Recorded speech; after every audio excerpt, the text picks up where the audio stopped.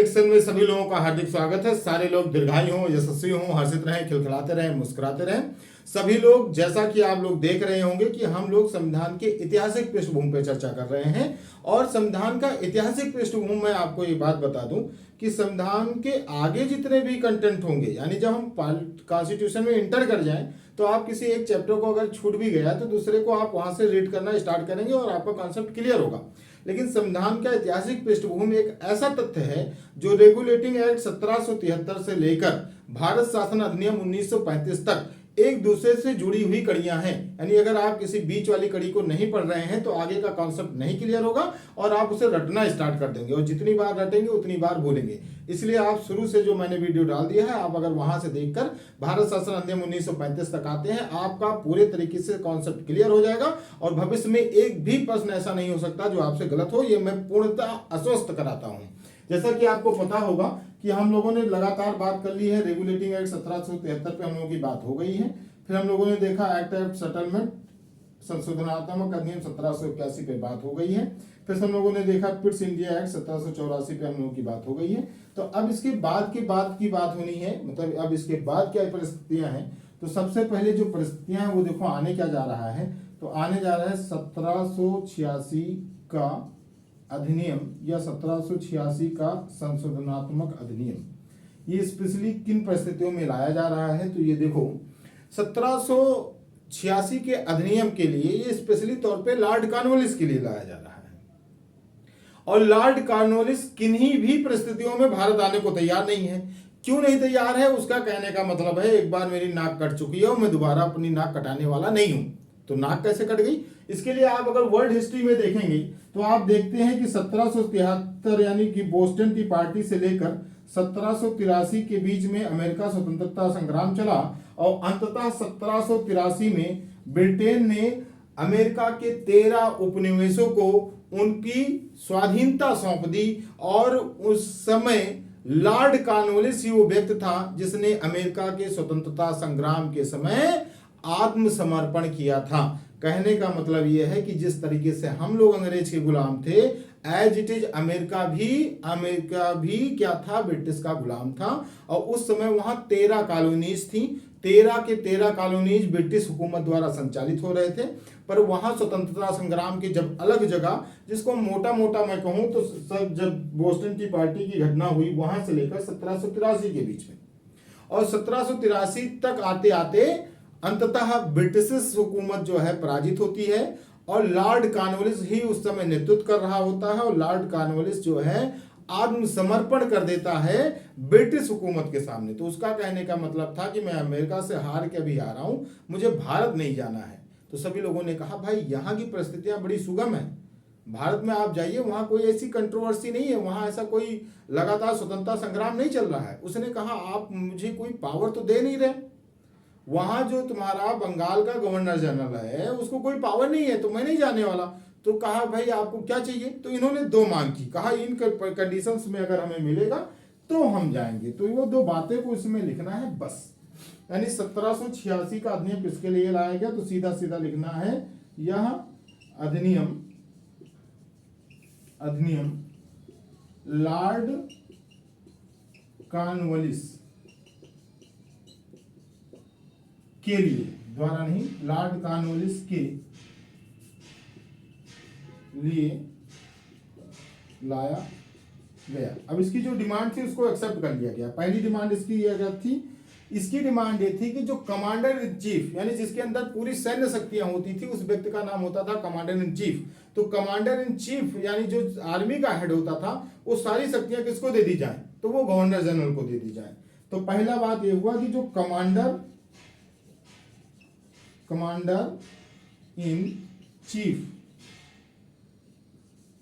Commander in chief की शक्ति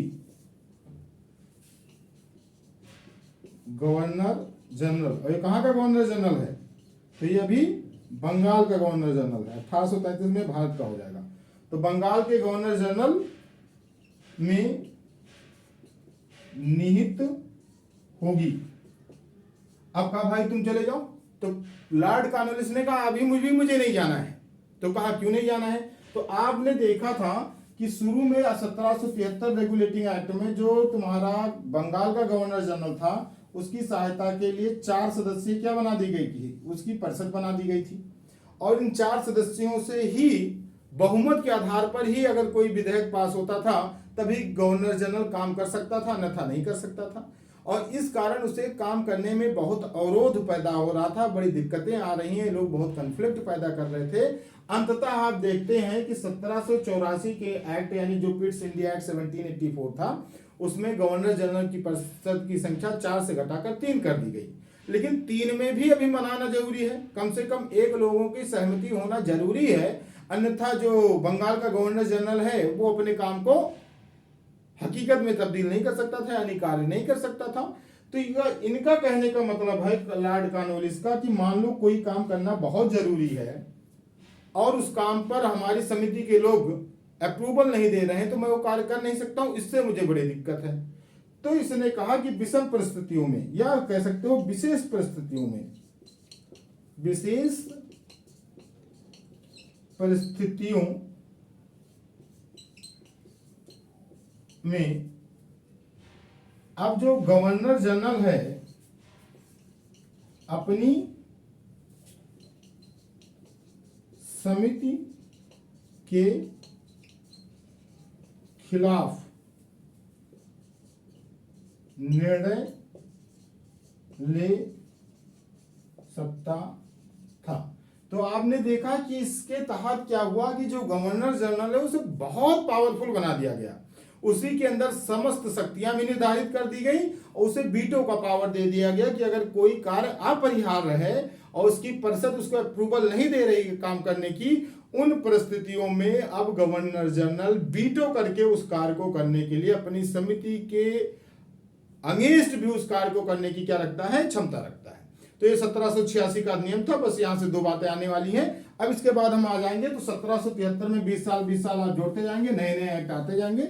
जैसे आपने 1773 में 20 साल जोड़ोगे तो 1793 में फिर 20 साल जोड़ोगे तो 1813, फिर 1833, फिर 1853 यहां तक आया जाएगा। फिर उसके बाद हम लोग देखेंगे कि ब्रिटेन की जो कंपनी है उसकी गुलामी खत्म होगी और ब्रिटिश हुकूमत में हम लोग आ जाएंगे।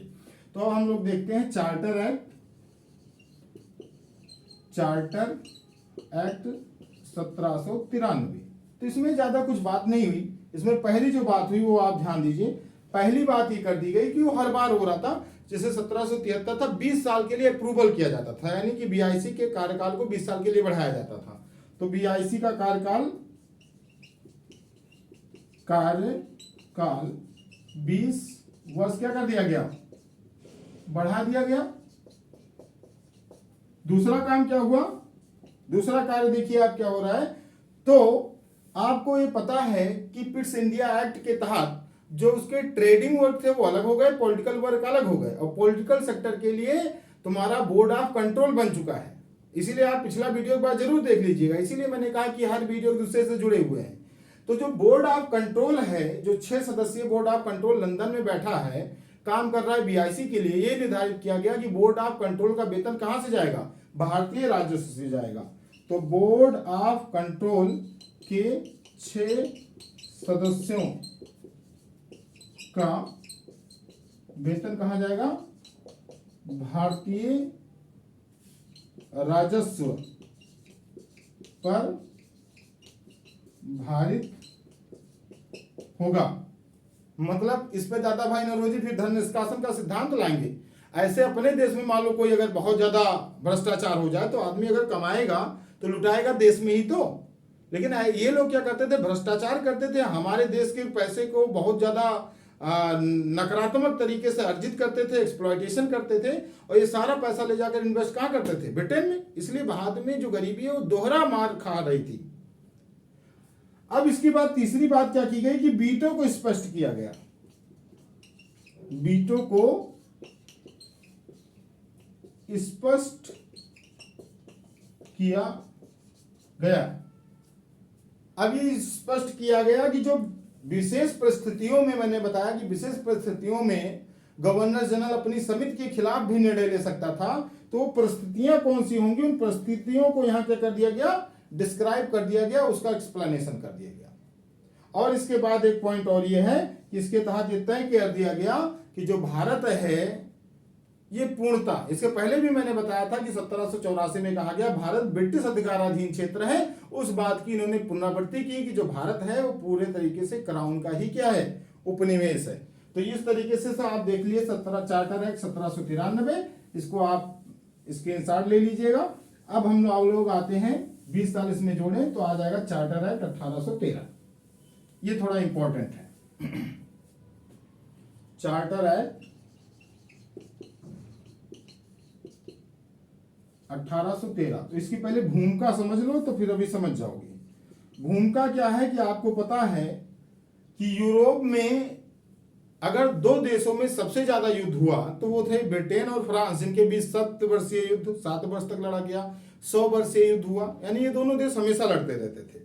और इस समय आपके 1804 के टाइम में जो फ्रांस है उसका हुकूमतकर्ता बहुत ही प्रबल हो चुका है, जिसका नाम है नेपोलियन बोनापार्ट। तो नेपोलियन बोनापार्ट पूरे तरीके से बड़ी सैन्य संसाधन से पूरे यूरोप में अपना वर्चस्व फैलाता जा रहा है, चाहे इटली हो, चाहे जर्मनी हो, चाहे ऑस्ट्रिया हो, वो सबको रौंदते हुए जा रहा है। और इस कंडीशन में बहुत सारे ब्रिटिश कंपनियों को अब यूरोप में व्यापार करने को नहीं मिल रहा है, तो उन्होंने सरकार पर दबाव बनाया कि अगर हम लोग यूरोप में भी व्यापार नहीं करेंगे और आप बीआईसी को ही मोनोपोली दे रखे हैं भारत के लिए, तो हम लोग फिर खत्म हो जाएंगे, तो हमारा व्यापारिक उद्देश्य कुछ रहा ही नहीं। इन परिस्थितियों में यह तय किया गया कि चलो भाई अब बाकी कंपनियों को भी भारत में आना दिया जाए। तो इन परिस्थितियों में ये एक्ट आ रहा है। देखो क्या हुआ, पहला इस एक्ट के तहत चार्टर एक्ट 1813 में क्या हुआ, तो पहली चीज तो ये हुआ कि बीआईसी का एकाधिकार समाप्त, मोनोपोली समाप्त कर दी गई। लेकिन 2 मोनोपोली अभी बची रही, चाय और चीन के साथ ये अफीम का व्यापार करते हैं, चीन को छोड़कर। यानी अभी अब कोई भी कंपनी भारत के साथ ब्रिटेन के आगे व्यापार कर सकती थी, लेकिन वो चाय और चीन देश के साथ व्यापार नहीं कर सकती थी। दूसरा, पहली बार 1 लाख रुपया भारतीय शिक्षा पर आवंटित किया गया। ऐसा पहली बार हुआ कि भैया 1 लाख रुपया भारतीय शिक्षा पर दिया जाएगा। अब 1 लाख में क्या होगा, तो अभी आप देखेंगे एजुकेशन फिल्ट्रेशन सिस्टम आएगा। ये कह रहे हैं ऊपर एक तबके को शिक्षित कर दो और वो ज्ञान रिस के नीचे तक पहुंच जाएगा। कुछ समय लगेगा पर ज्ञान फिल्ट्रेशन द्वारा छन छन के नीचे वाले भी शिक्षित हो जाएंगे। तो एजुकेशन फिल्ट्रेशन सिस्टम द्वारा पहली बार क्या लाया गया कि 1 लाख रुपया निश्चित किया गया कि कहां दिया जाएगा, भारतीय शिक्षा पर खर्च किया जाएगा, और वो भी वेस्टर्न कल्चर पे खर्च किया जाएगा। मतलब मदरसा और यहाँ की धार्मिक शिक्षा पे नहीं, वेस्टर्न यूरोपीय शिक्षा, वैज्ञानिक शिक्षा पर खर्च किया जाएगा। तीसरा, यह तय किया गया कि 1813 में अब ईसाई कंपनियां भी आएंगी। तो ईसाई मिशनरी को भारत आने की आजादी प्राप्त हो गई। तो आपने देखा कि किस तरीके से बीआईसी का एकाधिकार समाप्त किया गया। आप देखें कि किस तरीके से 1 लाख रुपया शिक्षा पर आवंटित किए गए। ईसाई मिशनरियों को पहली बार भारत में आने की आजादी मिल रही है। इन परिस्थितियों में अब धीरे धीरे जो केंद्रीकृत शासन है उसका लेवल बढ़ता जा रहा है। और थोड़ा सा यहाँ एक बात समझ ले, जो चाय का व्यापार है ये मोनोपोली अभी बनी हुई है बीआईसी का, और चीन का भी मोनोपोली बना हुआ है। मतलब चीन के साथ सिर्फ कौन व्यापार करेगा, बीआईसी करेगी। बीआईसी के साथ अफीम का व्यापार करती थी। चाइना वालों ने कहा मेरे देश में अफीम मत बेचो, हमारे यहाँ के सारे युवा अफीम पी रहे हैं, नशेड़ी हो गए, भंगेड़ी हो गए हैं। तो ब्रिटेन ने कहा कि हम तो अफीम बेचेंगे। इन परिस्थितियों में कंट्रोवर्सी इतनी बड़ी कि आपके देखा कि इनके बीच में, ब्रिटेन के बीच में और चाइना के बीच में युद्ध हुआ। और ये युद्ध 1838 से लेकर 42 के बीच में अफीम वार जो कहा जाता है, ये अफीम युद्ध में पूरे तरीके से चाइना पराजित हो गया ब्रिटेन से। और फिर इसको सारे ब्रिटेन के ही शर्तों पर अलायंस करना पड़ा और इसको अपना एक द्वीप देना पड़ा, एक आइलैंड दे देना पड़ा जो पहला चाइनीज का था, जिसका नाम आप लोग सुनते होंगे इस समय, हांगकांग विवाद। हांगकांग क्या था? वो चाइना का ही था, पर अफीम युद्ध के तहत वो 100 वर्ष के लिए लीज पर किसको मिल गया? तो ब्रिटेन को मिल गया। फिर ब्रिटेन ने वहां डेमोक्रेसी डेवलप कर दी। आज 100 वर्ष बीत जाने के बाद अब हांगकांग को चाइना कहता है लग जा गले, फिर हंसी यार रात हो ना हो, और वो कहता है टच मी नॉट, चल हट बदमाश। तो कहने का मतलब हांगकांग मिलना नहीं चाह रहा है, पर हांगकांग था पहले किसका? चाइना का ही था। तो इस तरीके से आपने देख लिया कि चार्टर एक्ट 1813 क्या था, 1700 छोटे छोटे एक्ट थे। अब हम लोग इसके बाद बहुत विशिष्ट एक्ट आएगा जिसको हम कहेंगे चार्टर एक्ट 1833 या सेंट हेलेना एक्ट। वो बहुत ही बृहद है और उसमें कई सारी बातें होनी है, तो हम लोग अब उस पर बात करेंगे नेक्स्ट वीडियो में। सभी लोग बने रहें, मुस्कुराते रहें। जय भारतम, जय श्री रामा।